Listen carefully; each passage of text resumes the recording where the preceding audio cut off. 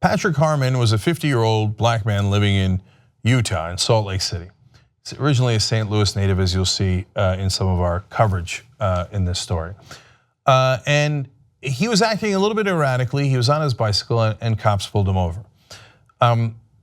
People wonder why there's a Black Lives Matter movement, why players in the NFL are protesting systematic police abuse. Well, this is part of the reason why. Now, I'm going to show you a video here. If you're crazy, this is not the video to watch. If you care about what's actually happening in America, then you got to see this. But here, the warning is very specific here. The man you're going to see here, Patrick Harmon, is in the last minutes of his life, the last seconds of his life. And I want you to pay attention to when he runs away and what happens. Because I'm going to read you afterwards what the police claimed happened and how they said it was incredibly clear that Harmon was about to threaten their life. But you're going to see the actual video for yourself with your own eyes here. So here's what happened. Understandable.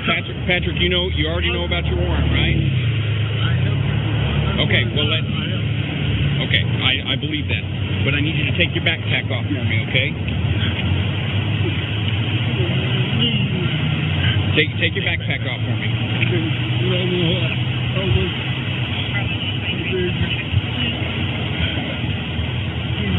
Okay, put your hands behind your back for me.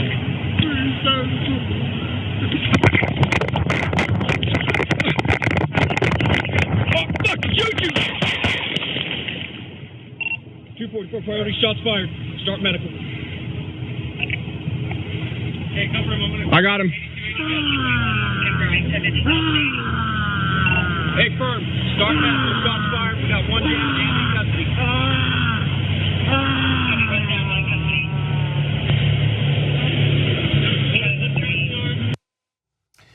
Look, I don't know what part of that video is more haunting. When you start watching it, you know he's going to be dead within 30 seconds. When he's shot and bleeding out and they handcuff him anyway, they already took the backpack off. They already knew he had no weapons. But nope, that's not what the police say. So let me tell you how it went down here. On Wednesday, as CNN reports, after a 7-week investigation, the Salt Lake County District Attorney concluded the officer's use of deadly force was justified because the officers said they feared Harmon was going to hurt them, according to a letter the district attorney sent to the Salt Lake County Sheriff and the city's police chief detailing his investigation into the incident. You just saw the video. There's no other video. There's no other evidence. So they say, no, that guy, as he was running away, put them in mortal danger. They thought they were going to die any second from Harmon, and that's why they had to shoot him in the back. And then officials look at it and go, oh yeah, absolutely, that's right, justified. You wonder why people are angry. All right, I'll give you more details of their excuses.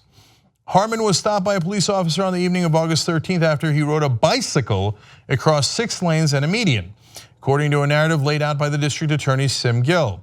Harmon was required to have a red rear taillight on his bicycle, the officer told him. Oh, I didn't know he was that dangerous. He was missing a red rear taillight on his bicycle. And that's why they had to shoot him 4 times in the back, because he was such a big danger. Now look, was he acting erratically? Yes, going across those lanes and going across the median. It turns out he had mental health issues. If I saw a guy doing that, I'd say, whoa, that's dangerous. Let me make sure I pull him over. That makes sense. I don't know if Salt Lake City has people who can help with mental health issues. All police departments should, some do, San Antonio does, and they do a great job with it, right? And I would call that person for help. But would I think this guy's on the precipice of killing me with his missing taillight on his bicycle? I'm not sure that's the conclusion I would reach. Fox, and that was the officer who shot him, later told investigators that as Harmon was running away, he stopped and turned back towards the officer with a knife in his hand, yelling, "I'll effing stab you." You saw the video. There is no other video. So they said, no, yeah, perfectly clear. He was clearly running back towards the officers. The officers were about to die. They saw the knife, and then they had to shoot him. Is that the video you saw? Go back and rewatch it. Officer Fox said he feared if he didn't immediately use deadly force, Mr. Harmon was going to stab him and or the other officers. Well, if that's what they saw, it certainly wasn't clear, because that is not what the rest of us saw. So if you slow down the video, maybe you see him looking back. Maybe you could make a case that as he was running away, he turned around a little bit. I don't know where the knife is. They claim it's clear that the knife's in the video. You go back, slow it down as much as you like and watch the video again. No. In their version, and this is what's the unbelievable part, it was clear that the guy running away who was shot in the back 4 times was about to kill the police officers. And you wonder why people are angry, and you wonder why they protest. That's why they protest, because that's not what happened. We could all see it with our eyes. It's not remotely what happened. Now, I told you he was a St. Louis native. Our TYT Politics reporter Jordan Chariton is in St. Louis covering the protest, and he actually caught up with Antoinette Harmon, who's his sister. And I want to show you a piece of that interview. It's just a bunch of bull what they said. I just don't believe anything they said, because first of all, if he had a knife and a gun, they would have been released this camcorder footage. And to receive it last week, it was hard to watch. You know, it hurt me real bad. And then they say they shot him in the torso. They done covered this little investigation up so much. And really, it's not fair. And for them to justify the police killing my brother and they put a knife. What you see in the video, I did not see him with no knife. They say you slow the video down, you can see a knife. No, that still didn't give them a reason to shoot my brother running. And they covered it up so much, they say torso. He was shot from the back. I mean, really, I didn't get no information from my brother until last week. And they just sent me a police report, and it's not complete because the FBI took over. So let's break it down a little bit further. Listen to what she said. So first of all, the cops tell you, don't believe your lying eyes. There was a knife. Okay, let's grant him for a second that there was a knife.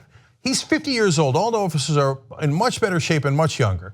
So if he turned around in that half a second, they had no choice but to shoot him 4 times. They couldn't pause, they couldn't stop, they couldn't hold their guns and say, drop your weapon if he had one. They couldn't do any of that.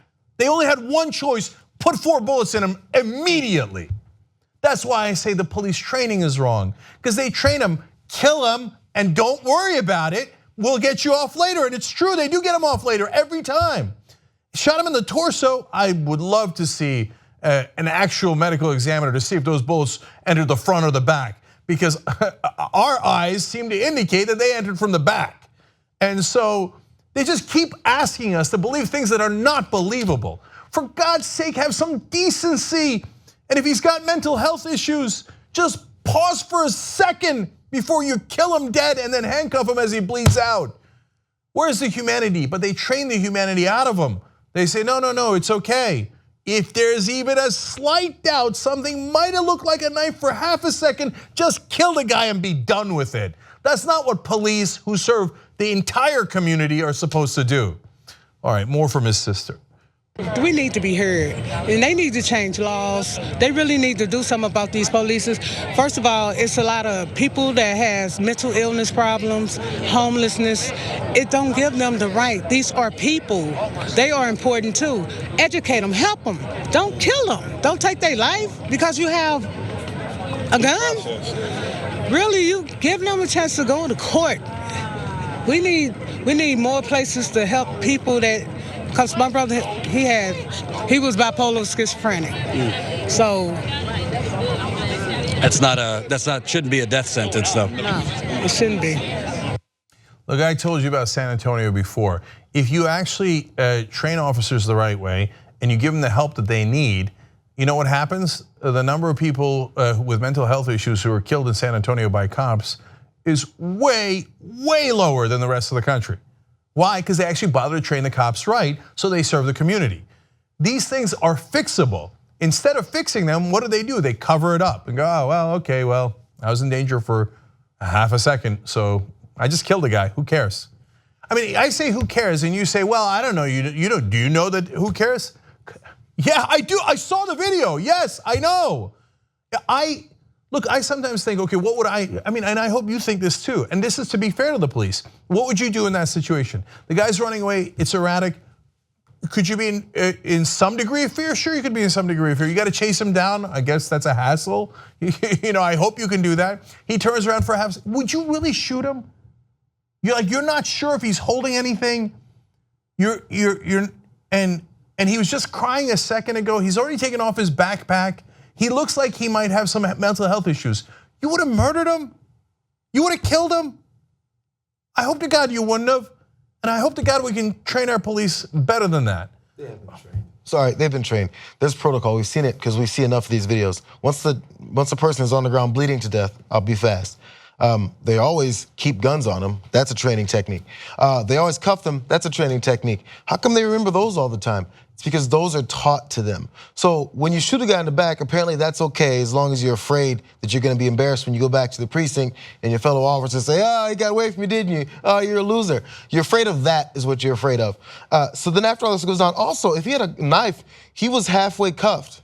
He had one arm behind his back and was approaching the second. You didn't check for weapons yet? I thought that's police protocol too. Why would you cuff someone? Why would you even begin to cuff a suspect that has weapons on them? Oh, you just messed up before that too. So your training is all off.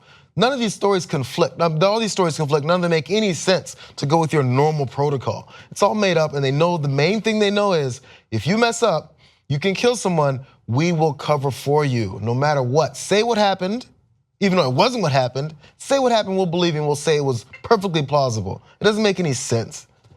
All right, we're gonna give the last word to his sister, Antoinette Harmon. You could watch the whole video on youtube.com/TYT Politics. Jordan did a great job of interviewing her, but here she is. Patrick was a beautiful person. He had a good heart. He was a family person. Pat was more of our protector. He meant my children and myself. He was a family guy. He loved his family. He wasn't perfect. He loved life. He loved life, and he loved to enjoy it to the fullest before they took it from him. And he was only 50, right? He was 50. He would have been 51 tomorrow. Wow. Tomorrow's his birthday. A birthday he's not gonna have. It's not that folks in this country are protesting too much. They're not protesting nearly enough. Young Turks. If you like this clip of the Young Turks, you know there's a whole live 2-hour show, 6 to 8 p.m. Eastern every day, and you can download it or stream it and watch it without ads if you become a member. TYTnetwork.com/join.